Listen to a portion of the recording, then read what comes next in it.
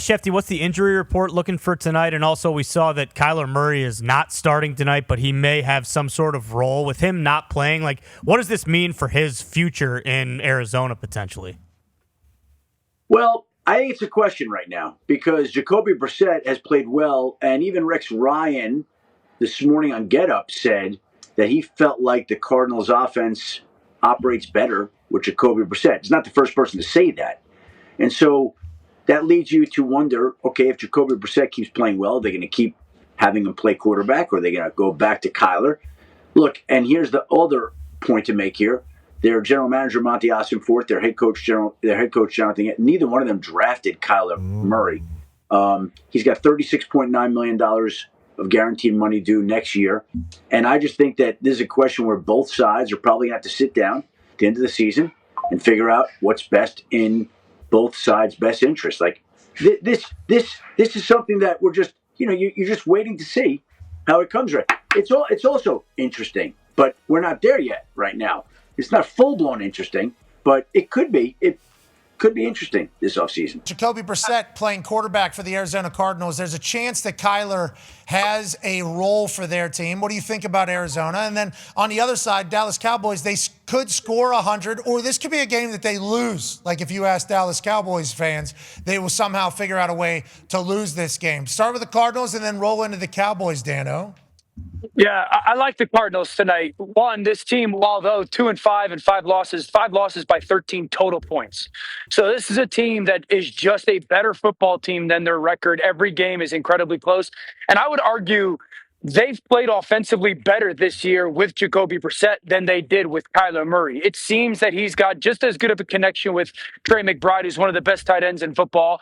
Seems like he's got a better connection with Marvin Harrison Jr., Jacoby does, than Kyler. And so I think this is a physical offensive line. They're going to play with multiple tight ends. They're going to run the football with success with 3 tight ends in the field against Dallas.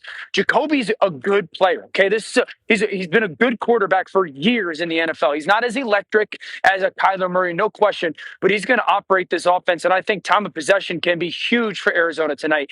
And then I would say defensively, Dallas's 2 receivers and tight end we know are fantastic. Defensively, this is a good unit. They don't give up a ton, or they don't allow a ton of points a game. It's a huge challenge. But Will Johnson, their cornerback, is playing good football. I would expect Budda Baker to get his hand on a ball tonight, if not 2. He's outstanding. Max Melton's been playing good. So I just think this is a better football team. I'm not telling everybody that Arizona is going to blow them out, but I think Arizona is more than capable of winning this game on the road. Jacoby, we talked to Schefter. Schefter said that a lot of people are saying this offense better with Jacoby at quarterback. Why is that? And what do you think about the handling of the entire situation? Schefter told us that this offseason could be interesting, as he did his Windhorst impression, for Kyler in Arizona. Your thoughts on that particular case? Yeah, so Kyler last year, I thought at times was playing like a top 5 quarterback. He really had some big-time performances.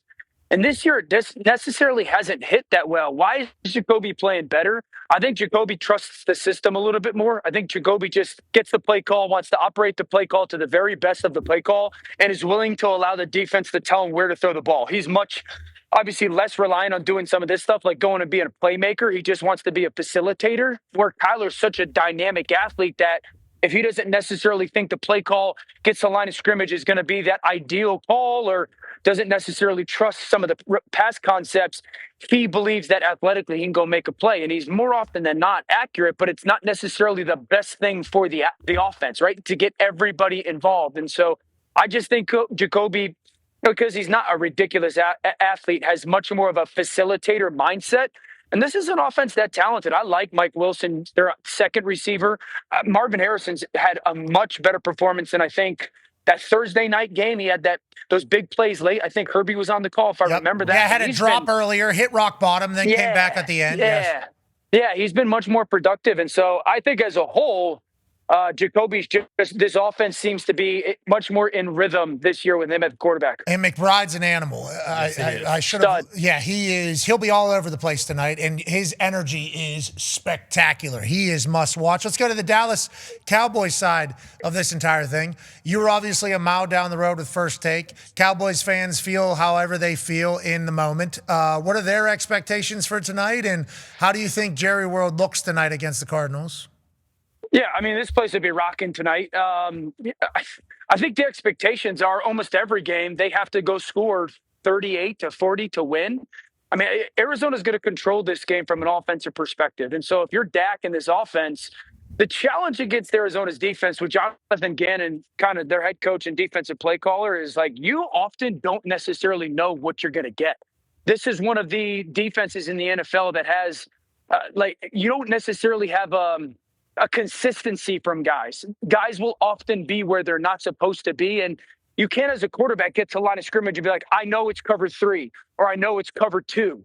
You're kind of looking at it going, I don't know if this is 2 or 3 or is it invert or is there safety in the middle field or is he on the backside hash? And so it's a very unorthodox coverage unit. Budda Baker is a safety that, Yep. I call them liars. They just do things you're not supposed to do. And so there'll be some good matchups on the perimeter. But I think the middle of the field is going to be a huge storyline tonight. Can Arizona confuse Dallas a little bit with some of their unique coverages? Okay, so it sounds like you like Arizona. You said that at the beginning. I'll be excited to watch NFL Live when you add in some more film for your argument.